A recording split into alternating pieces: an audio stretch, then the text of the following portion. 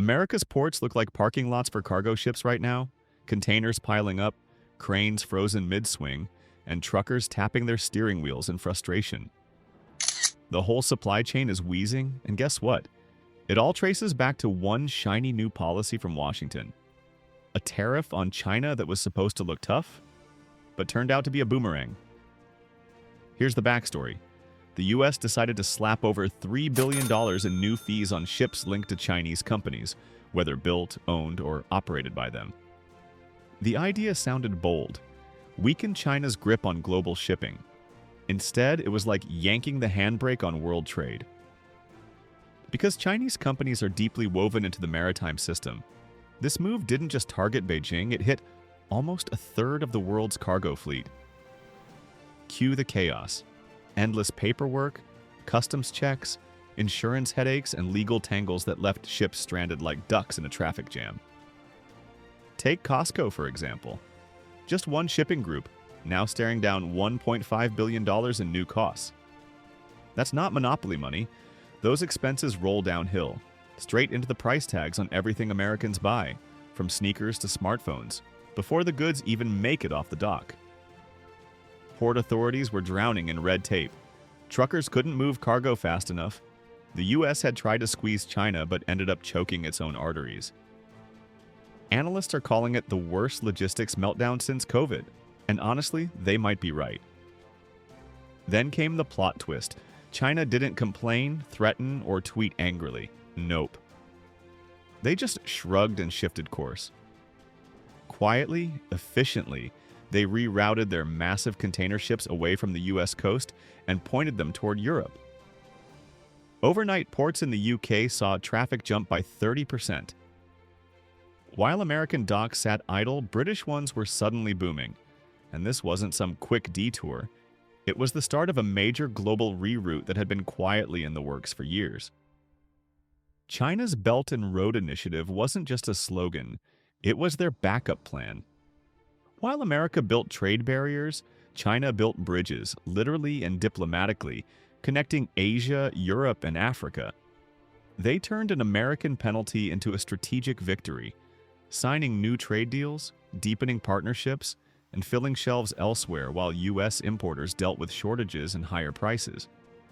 The U.S. swung first, but China sidestepped gracefully, letting Washington stumble forward.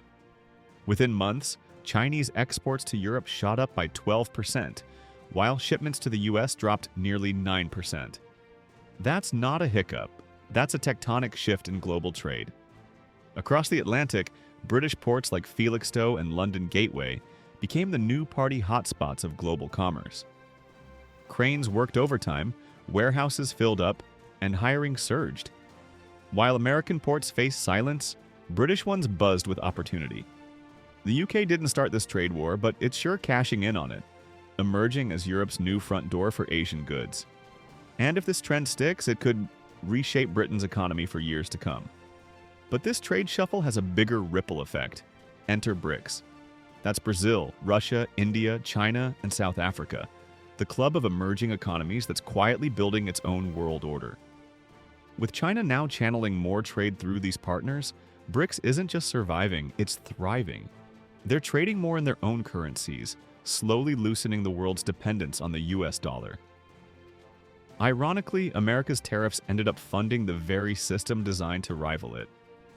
So, while Washington thought it was isolating China, it was actually strengthening an entire alternative network of economies. BRICS is now more unified, richer, and more confident than ever. And the US is left watching from the dock. Back home, the fallout feels painfully real.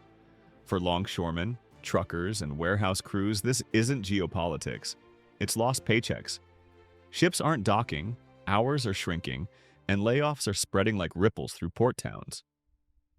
Coffee shops near the docks? Empty? Gas stations? Quiet.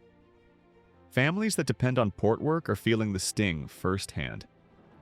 What started as a bold political statement has become a slow economic squeeze. Proof that in every trade war, it's not the politicians who bleed first, but the people who move the world's goods. Industry analysts are sounding the alarm. If things keep heading this way, More than 15,000 jobs could vanish from America's West Coast docks. These aren't entry-level gigs. They're skilled, well-paying careers that hold up entire local economies. Families, small businesses, even city budgets depend on them. And now they're evaporating, not because of a financial crash or pandemic, but because of one policy decision that's rippling across every pier and port. Meanwhile, American businesses that rely on imports are facing what can only be described as a logistical nightmare. Containers are stuck offshore, shipping costs are exploding, and deadlines are blowing past like tumbleweeds.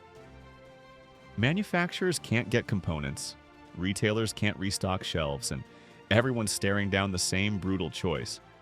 Either eat the extra costs and kiss their profits goodbye, or pass them to consumers and watch demand plummet. Either way, it's lose-lose. Over in Europe, though, it's a completely different story. Their supply chains are humming like well-oiled machines, fed by redirected Chinese goods arriving on time and at lower costs. While US companies are scrambling for stock, their European competitors are quietly seizing market share.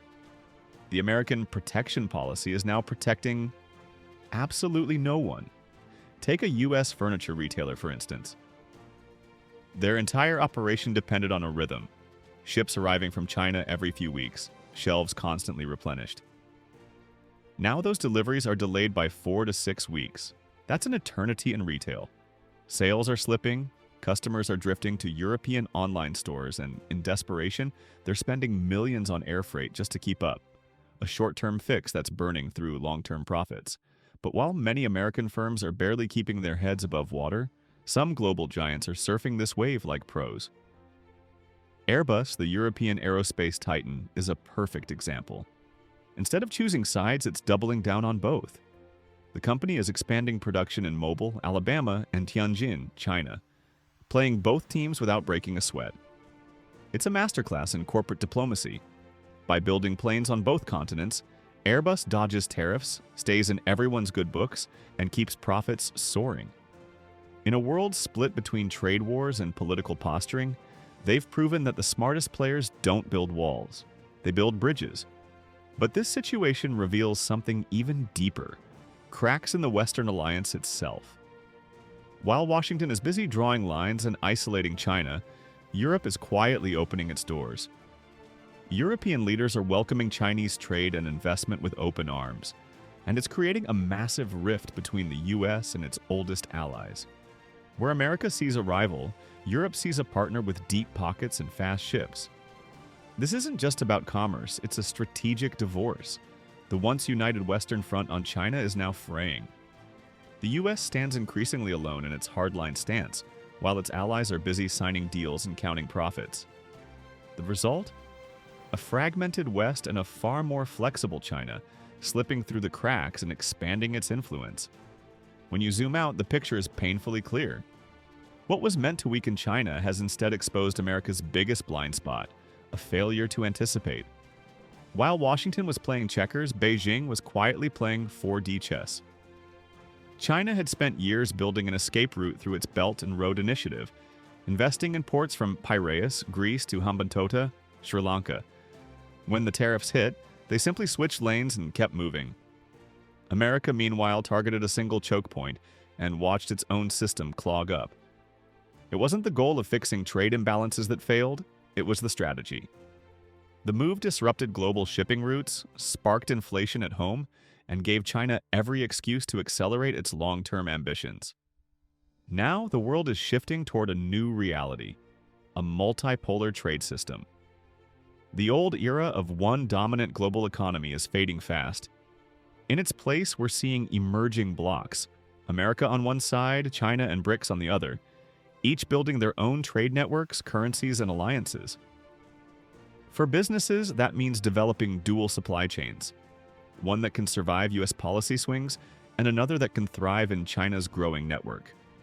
For nations, it means choosing sides or trying to balance between both without falling. And for ordinary people, it likely means one thing: higher prices and more uncertainty about where their next shipment or paycheck will come from. The US tariff gamble was meant to show strength, but it's ended up teaching a hard lesson. In a deeply connected world, Economic weapons can easily backfire. The road forward won't be paved with isolation or bravado. It'll require smart strategy, collaboration, and the humility to adapt. Because in this new game of global trade, power doesn't belong to whoever shouts the loudest. It belongs to whoever plans the furthest ahead.